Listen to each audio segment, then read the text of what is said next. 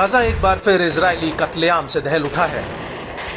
Gaza का safe zone घोषित हो चुके खान यूनिस इलाके में इजरायली सेना ने जबरदस्त एयर स्ट्राइक की। आईडीएफ ने रिफ्यूजी कैंपों को निशाना बनाकर भीषण बमबारी की है। इजरायल के चौंका देने वाले इस हमले में 90 से ज्यादा लोगों की मौत हो गई, जबकि 290 से ज्यादा लोग घायल हो गए हैं। हवाई हमले के बाद हर तरफ चीख पुकार मच गई। इजरायली सेना के गाजा हमले के बाद कई रिफ्यूजी कैंप तबाह हो गए हैं। इजरायली हमले इतने भीषण थे कि कई जगहों पर घंटे भर से ज्यादा धुएं का गुबार उठता दिखा। गाजा पर हुए हमले को फिलिस्तीनी प्रशासन ने नरसंहार करार देते हुए बताया कि रिफ्यूजी कैंप पर हुए हमले में खान यूनिस में भयंकर विनाश लीला देखने को मिली है। आईडीएफ ने दावा किया था कि अल-मवासी में अल कासिम के चीफ मोहम्मद देईफ के होने की पुख्ता जानकारी मिली थी। हालांकि इस हमले में हमास के सैन्य प्रमुख की मौत हुई है या नहीं, फिलहाल इसकी पुष्टि नहीं हुई है।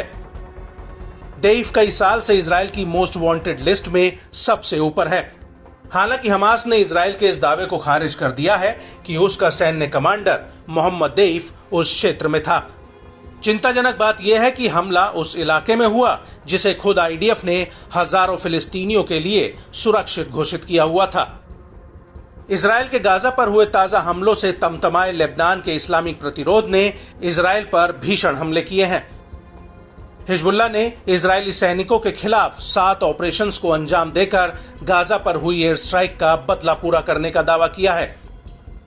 हिजबुल्लाह प्रमुख ने खान यूनिस के अल-मवासी में हुई भीषण एयर स्ट्राइक पर इजरायल को खूब खरी खरी सुनाई।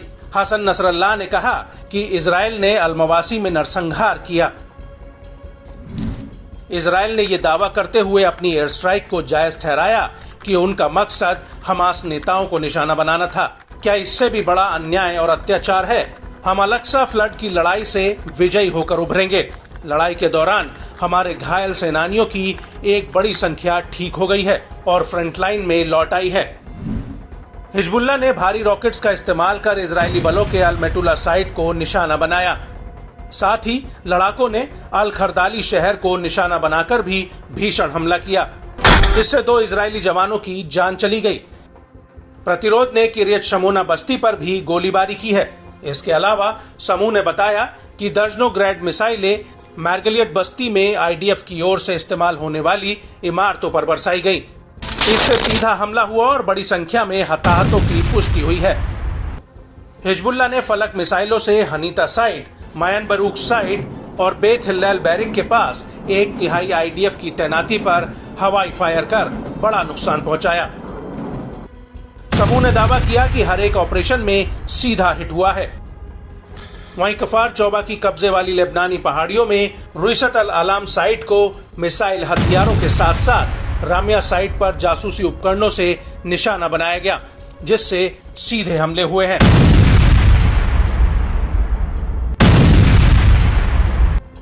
हिजबुल्लाह की ओर से जारी वीडियोस में लड़ाकों को हदाब यरून साइट और जरीद बैरिक के पास निशाना बनाते हुए दिखाया गया।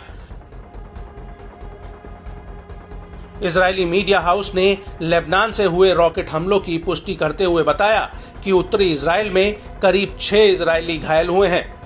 मिसाइलों के हमले के बाद किरियत शमोना क्षेत्र में आग लग गई, जबकि बस्ती में रॉकेट गिरने से मर्गालियट के 2 इमारतों को काफी नुकसान हुआ है।